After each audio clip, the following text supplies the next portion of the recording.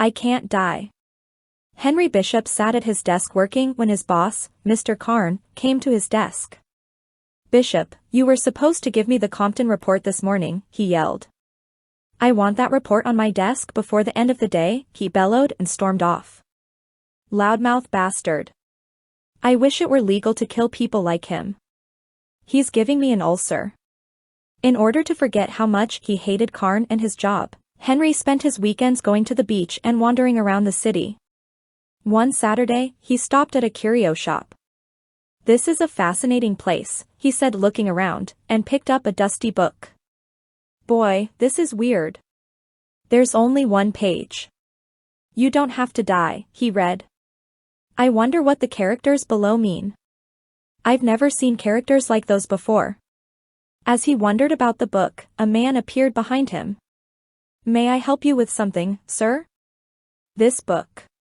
There's only one page, and all that's written is, you don't have to die, and there are symbols that I don't recognize. And where are the rest of the pages? That's the only page. Why would anybody write that? Everybody has to die. That's not true. If you could read the ancient symbols that are on the page, you would understand. What would you say if I told you that you could live forever? Forgive me, but I would say you're crazy. Come with me, he said, and Henry followed him into a back room, where he opened a desk drawer and took out a dagger. What would you say if I told you I can't die? Not possible. Watch, he said, and plunged the dagger into his stomach. Oh, my God, Henry gasped. I'm proving to you that I can't die, he said, and pulled the dagger out of his stomach. As he pulled it out, the wound healed. I'm not dead, am I? I don't believe it. It must be a trick. It's not a trick, he asserted. Here, take the dagger and push it into my stomach. Are you crazy? No, he said, and put the dagger in Henry's hand.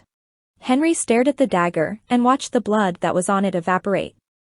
I'm not gonna. Before he could finish speaking, the man grabbed Henry's hand and pulled the dagger into his stomach. Henry gasped, jumped back, and stared wide-eyed as the man pulled the dagger out of his stomach. Henry watched the wound heal and shook his head in disbelief. The man then took a small box out of the drawer, opened it, and took out a vial. My friend, if you drink this potion, you, too, won't be able to die. If you want to live forever, drink it, he said, and he put it in Henry's hand. Henry stared at the vial, looked at the man, and then drank the potion.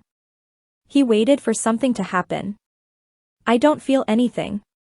Without warning, the man plunged the knife into Henry's stomach, and Henry gasped, looked down at the dagger, pulled it out of his stomach, and watched the wound heal.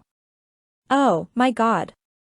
It's true, I can't die, he mumbled several times, and, as though in a daze, walked slowly out of the shop. On his way home, he stopped in a sporting goods shop and bought a hunting knife. Mr. Karn, I bought you a present. When Henry went back to work on Monday, he waited for Mr. Karn to bombard him with complaints, and he didn't have to wait long. Henry, the Compton report was full of grammatical errors. Didn't you go to school? He yelled. One more blunder, Henry, and your history, he growled. Mr. Karn, if you will stop yelling for a moment, I want to show you a present I got for you, he said, took the knife from a drawer, and plunged it into Karn's chest. How do you like your present, Karn? Henry waited for the police, who arrested him and took him to jail where he was booked. His court-appointed lawyer stood by his side and entered a not guilty plea. No, Henry said loudly. I plead guilty. Because of his crime and his guilty plea, there was no trial. Instead, Henry had to face a judge, who sentenced him to death as mandated by state law, and he was transported to death row. In the visitor's room, Henry met with his attorney. Is it true that if the condemned can't be executed, can't be killed, he has to be freed? Yes, Henry, but why do you ask? George, I can't die.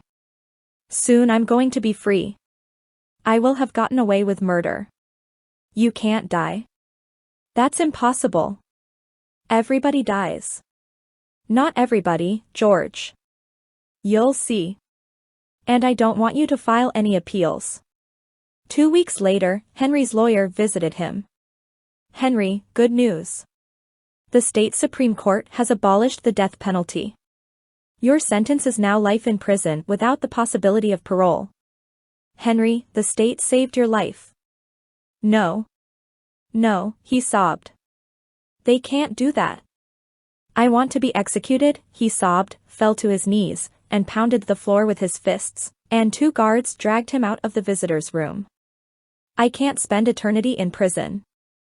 I can't, he sobbed over and over as they dragged him to his cell.